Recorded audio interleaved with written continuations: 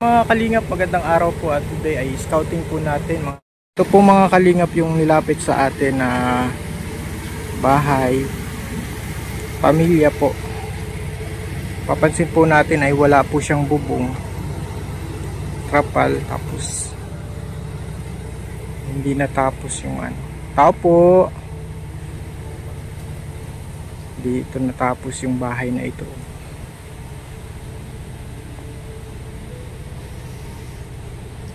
Kalingap, parang may nakatutulog. Parang kinabahan ako mga kalingap. Tayo yung balahibo. Ano po yun? Kayo po yung nakatira dito? Opo. Natakot po ako doon sa ano. Diyan sa ano, nakahiga. Hindi po kayo? Oo. Bali po ako si Kalingap Alvin. May nagsabi sa akin na puntahan daw kayo. Tingnan daw yung kalagayan. Ito na Apo ko po ay, ito. apo nyo? Wala na siya mama. Namatay na. Ay, patay na yung ano. Oh, bless ka. Anong pangalan mo? Bis na bibibless. Wala anong nanay? Wala, napatay na. Kasi nag-dialysis po yun. Anong dialysis? So, ikaw yung nagpapalaki sa apo mo. Ano po yung hanap buhay niyo? Ay, wala. Siyan lang po yung alaga niyo? Bali, 3 po yan. 3? Grade 4 saka grade 3. Mga lalaki din? Babae. Puro babae. Puro babae. So magkakapatid sila? Yung isa wala din magulang. Apo ko din. Saan kayo na? Dito ang nakatira kayo na? Opo. Saan kayo natutulog dito? Doon po sa loob, may papag-papag. Yung bahay nila mga kalingap. Saan kayo po nagluluto dito? Opo, dyan po. Kawayan ang kahoy namin. Pag ulan, naulan din. Oh, may trapal po yung ano nila. Nagiulat ako dito, Nay. Ba't meron kayo nito? Ano yun, kasi sa po yung simbahan? tatay ko, may alagang ganyan. Ako ang nagmana. Saan galing yan? Binili? Opo, pinagawa ng tatay ko. Pinagawa? Nakahiga, no? Nagulat ako sa akin. So, kala ko ano eh.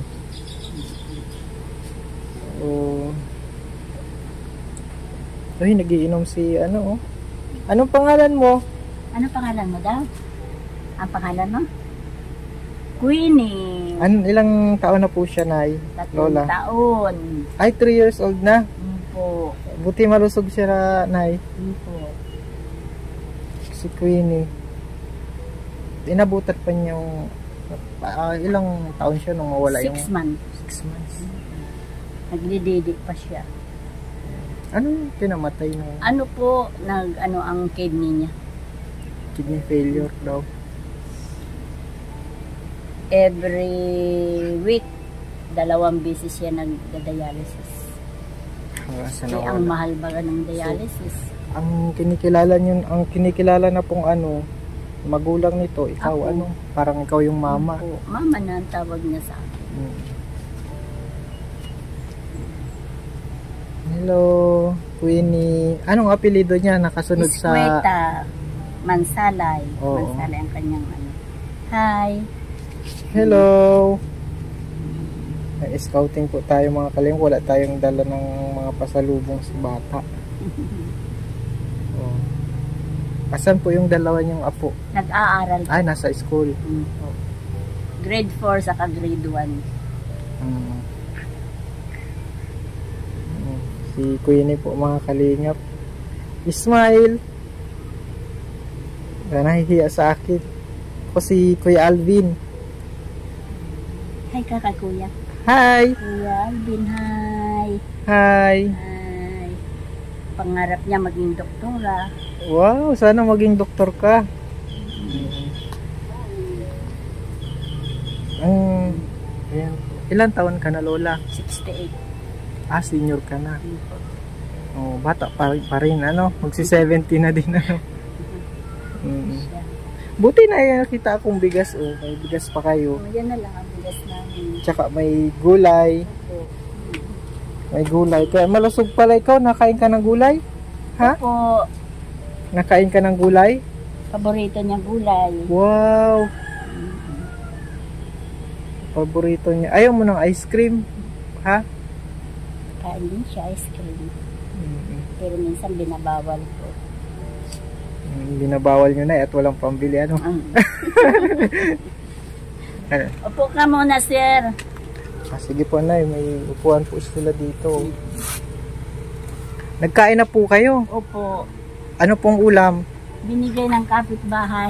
Buti na lang mahal kayo ng kapitbahay. Opo. Ayan, bigay din sa amin Ito ng po, kapitbahay. may anong tawag dito? Langka. Buto ng langka. Yan po yung ano nila. Linalaga yan ng mga bata, meriendahan na. Okay na. Po si nanay, pinaupo po ako ni nanay pero sila walang upuan. Wala kami upuan. Ano pong ano lang ninyo dito? Maghapon, ano pong ginagawa niyong Nag-garden ako dyan sa palibot. nanananim ka po? Ay, mga tanim ko na mga gabi. Tapos may tanim na ko sitaw. Ano po yung kwento ng bahay na ito? Bakit hindi natuloy? Itong bahay na ito bakante kasi namatay na ang may-ari. Ngayon, kinikilala man nila ako na parang kamag-anak na. Kasi nung kabataan pa niya, ako nagpapaanak sa kanya nung hindi pa bawal ang mga train hidot. Ngayon, sabi niya, para hindi masayang, tirahan daw namin. Paano po yun? Paano, di ba namatay yung may-ari? Oo. Yung yung nanay. Yung nanay ng may-ari. Yung nanay ng may-ari. Pinatira sa amin dito kasi masisira man daw. Oo. Wala po kayong bahay. Wala. Yung bahay. Saan po natutulog si Si Queenie? Queenie? Dito po. Sa papag. May papag po kayo dyan? Kaya ang kalat nga. Nagawa kong papag ng kawayan. Kinagabihan, nagiba. Hindi ko na inayos. So papag pa rin yan? Umpo. Ano pa rin na lang namin. So dito po natutulog. May 3 po siyang apo, mga kalingap. Si Lola Sara. Ayan po, papag. Ayan po, gawa po yan ni Lola, yung papag. Ikaw lang ho ay naggawa. Umpo. Ginawa ko yan. Makatika lang sa simento, okay na. So, kasi malamig. Malamig. Tapos po, tulo dito kasi pag umulan, paano yan ay pag umulan? Payong. Magpayong Magamit kami ng payong. Ginigising pa ninyo sa Opo, ginigising ko yan. Lilipat kami sa hindi natulo. Hello? Queenie, tama? Queenie. Queenie, tawag ka ni Kuya. ilang taon ka na? Ilang taon ka na? 3 po. Bibigyan ng pera, piso. Gusto mo ng piso? 5 piso. Ha? 10 piso. Magtsinelas ka, Suot mo yung tsinelas mo.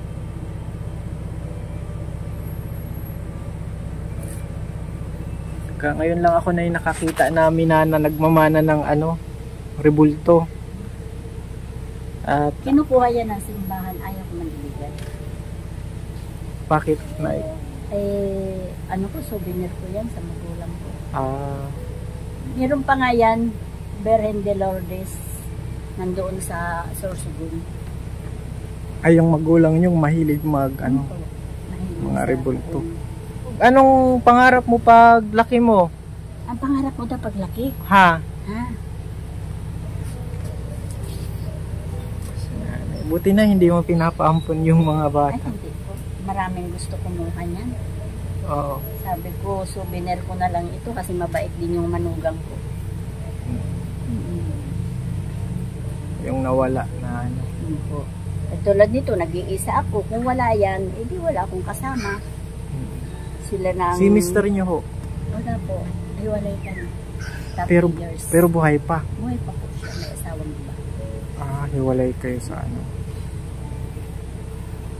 bakit kayo naghiwalay, Nay? Babae.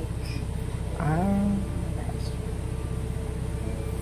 Inano nyo na, ipinaubaya nyo na. Opo. Anin ko pa man yun. Masaya na ako sa ganito, mahal ako mga anak ko. Asan yung mga anak nyo? Nandun sa Panganiban. Ay, sa Panganiban ka. Opo. Alam ng mga anak nyo na dito kayo Opo. nakatira. Masaya na ako doon. Wala pa ako problema. Mm. Kung mag-aasawa ako na puro consumption, 30 years po kayong nahiwalay, Opo. never kang nag-asawa. Opo. Grabe na, saludo kami sa'yo. 33 years old pa lang ako, bata pa ako na nag-asawa ako. Ay, naghiwalay kami. 30 years old, 33 years old. Maraming tukso, pero maraming mga nanligaw. ay, hindi ko pansin yun. Hindi mo Nadala na pinansin. ako. Dahil, yun nga, mga anak ko ang kapiling namin, pinagpalit niya ako, lalo na kung mag-asawa ako sa iba. Kaya okay na ako sa ganito. Pagdating ng dalawa ko pang malikot na apo, masaya kami. Lalo na yung isa kong apo, mahilig sa sayaw. Sabi niya, Lola, nalulungkot ka ba? So, medyo, pasasayahin kita. Sinasayawan ka? Nasayaw siya. Yung nasa school po. Okay. Paano nyo po natutugunan yung pag-aaral nung ano? Ay, tulad niya po niyan, halimbawa may dumating dito, mapahilot sila. Ay! Nagbibigay man sila, nagbibigay man 100. So, naghihilot ka na eh. Opo.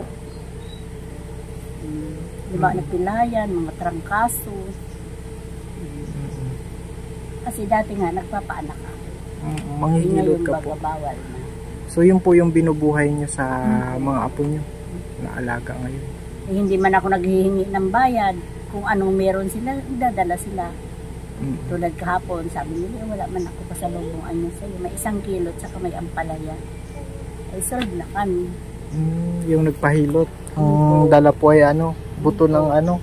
Ay, hindi, yung ampalaya. Ampalaya. So, yun na yun. Ano. Tapos yung bigas, ganun din.